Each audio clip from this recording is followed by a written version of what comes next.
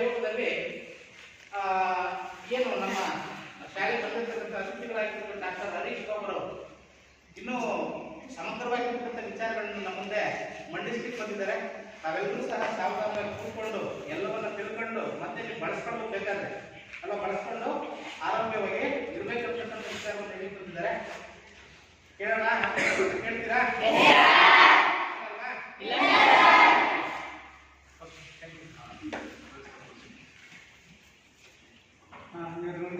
ತಮ್ಮ ವಸತಿ ಶಾಲೆಯಲ್ಲಿ ಮನೆಮದ್ದು ಕಾರ್ಯಕ್ರಮ ಒಂದು ಕಾರ್ಯಕ್ರಮ ಮಾಡ್ತಾಯಿದ್ವಿ.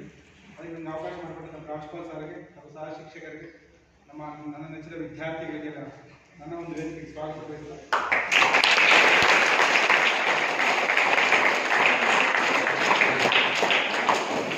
ದಿನ ಮನೆಮದ್ದು ಕಾರ್ಯಕ್ರಮ ಉಳಿಸಿ ಬೆಳೆಸಿ ಉಪಯೋಗಿಸಿ ಅಂತ ಯಾವ ಗಿಡ ಸಿಗತ್ತೋ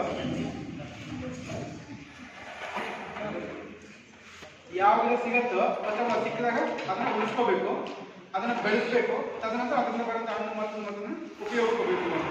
ಸರಿನಾ? ಉಳಿಸಿ ಬೆಳೆಸಿ ಉಪಯೋಗಿಸಿ ಅಂತ ಒಂದು ಟಾಪಿಕ್ ಇಟ್ಕೊಂಡು ಇಡೀ ನಮ್ಮ ಜಿಲ್ಲಾದ್ಯಂತ ಆಗ ರಾಜ್ಯದಿಂದ ಕ್ರಮ ಏನೋ ಒಂದು ಕಾರ್ಯಕ್ರಮ ಮಾಡ್ತಿದ್ವಿ.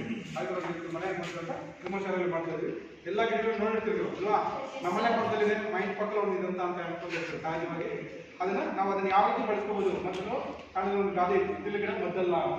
ಸೊ ಅದನ್ನ ಮೊದಲು ಕೈ ತೋಟಗಳಲ್ಲಿ ಮನೆ ಸುತ್ತಲೂ ಬೆಳೆಸ್ಕೊಂಡಿದ್ರು. ಮೊದಲು ಮನೆ ಸುತ್ತಲೂ ಸ್ವಲ್ಪ ಜಾಗ ಬಿಟ್ಕೊಂಡ್ರು, ಯಾಕಂದ್ರೆ ಗಿಡಗಳು ಬೆಳೆಸ್ಕೊಳ್ಳೋ ಉದ್ದೇಶಕ್ಕೋಸ್ಕರ. ಸರಿನಾ? ಅದನ್ನ ನಾವು ಆರೋಗ್ಯದಿಂದ ಚೆನ್ನಾಗಿ ಪರಿಣಾಮ ಬೀರಿದ್ರು, ಒಳ್ಳೆ ಆರೋಗ್ಯವಂತರಾಗಿ ಇರ್ತಿದ್ರು. ಈಗ ಸಹಜ ಸರ ಇರ್ತಿದ್ರು. ಈಗ ನಾವು ತಗೊಳ್ಳಂತ ಇಂಗ್ಲೀಷ್ ಮೆಡಿಸಿನಿಂದ ಅಡ್ಡಪಡಿಗಳಾಗಿ ಮತ್ತೊಂದು ತಗೊಂಡು ಇನ್ನೊಂದು ಡೆವಲಪ್ ಆಗಿ ಮತ್ತಿನ್ನೊಂದು ಸಮಸ್ಯೆ ನಮ್ಮನ್ನು ಕಾಣುತ್ತೆ.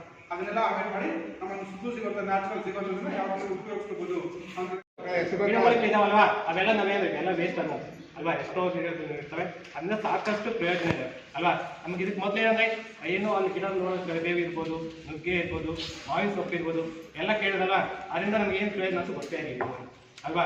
ಅಲ್ಲಿ ನಮ್ಮ ಸುತ್ತಮುತ್ತ ಸಿಗುವಂಥ ಸಾಕಷ್ಟು ಗಿಡಮೂಲಿಕೆಯಿಂದ ಸಾಕಷ್ಟು ಎಷ್ಟೊಂದು ಪ್ರಯೋಜನ ಇದೆ ಅನ್ನೋದನ್ನ ಸಾಕಷ್ಟು ಸವಿಸ್ತರವಾಗಿ ತಿಳಿಸ್ಕೊಟ್ಟಂತಹ ನಮ್ಮ ಡಾಕ್ಟರ್ ಹರೀಶ್ ಬಾಬು ಸರ್ ಅವರಿಗೆ ಈ ಕಾರ್ಯಕ್ರಮದ ಪರವಾಗಿ ನಮ್ಮ ಪ್ರಾಂಶುಪಾಲರ ಪರವಾಗಿ ಹಾಗೂ ತುಂಬ ಧನ್ಯವಾದಗಳನ್ನು ತಿಳಿಸ್ತೀನಿ.